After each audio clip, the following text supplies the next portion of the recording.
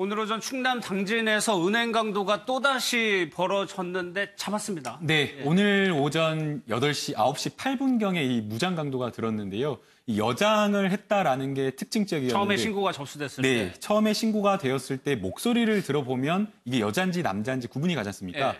물론 이제 얼굴을 이제 복면을 해가지고 이 신원이나 이런 것들이 확실하게 확인은 되지 않았지만 목소리가 좀 얇고 가늘어서 여성이 아니냐라는 이런 이야기가 많았는데 이 3시간 한 20여 분 만에 이 무장 강도를 체포를 했는데 예. 여성으로 밝혀졌고요.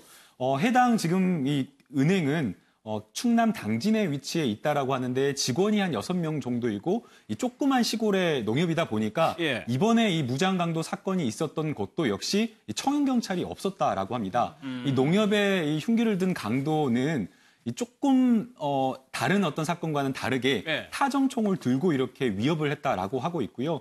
10여 분 동안 이렇게 위협을 해가지고 훔쳐간 돈은 2,750만 원이었다고 합니다. 예. 타정총 이제 공사 현장에서 쓰는 기계를 얘기하는 건데 잡는 과정을 보면 경찰이 굉장히 재빠르게 대응을 했어요. 뭐 헬기까지 띄웠다는 거 보니까. 예, 헬기도 띄우고 그다음에 기동대를 동원해 뒤쫓았는데 사실 이분이 이제 차를 타고 가다가 그러니까 네. 밖에 대기해 놓은 차를 갖다 놓고 은행에서 나와서 이제 차를 타고 가다가 야산 근처에 차를 버리고 야산 쪽으로 도망을 간 거예요.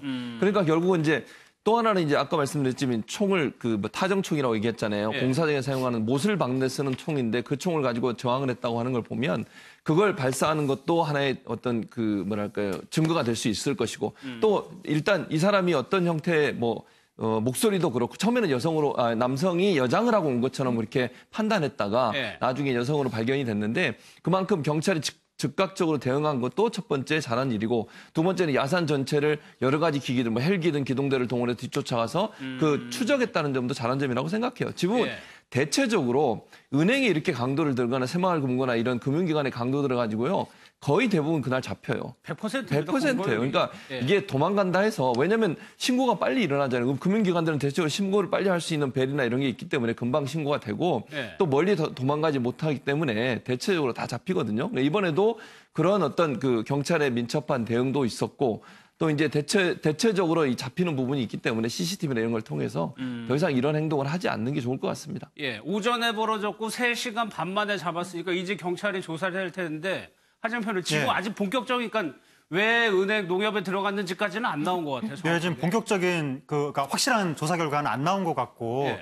지금 나오고 있는 이야기가 이 여성이 50대 여성인데 술에 취한 상태다라고 저때 술에 취해 있었다. 예, 그렇게 좀 거기까지만 이야기가 나온 상태여서 어느 정도로 취했는지 모르겠지만 이게 뭐 합리적으로 이렇게 차근차근 이야기를 할 수 있는 상태인지 그러니까 경찰이 그걸 봐가면서 이제 뭐 조사를 할 텐데 예. 술에 취한 상태라고 하니까 좀 무서웠던 것이 저게 그러니까 뭐 자동 모총이라고 하는 거잖아요. 근데 술에 취한 상태에서 자칫 한번 발사를 했다고 하는데 자칫 저거 휘두르다가 사람을 만약에 향했으면 정말 큰일 났을 일이었고 그러니까 이 사람을 조준할 수 있는 형태의 그런 도구는 아닌데 예. 조준은 안 되는데 어쨌든 발사는 되는 것이고 예. 발사가 된 것이 사람한테 맞으면 살상은 된다는 것이죠. 그러니까 헐리우드 영화에서도 저 자동 모총으로 사람을 살상하는 그 액션 영화가 있었는데 저 여성이 술에 취한 상태에서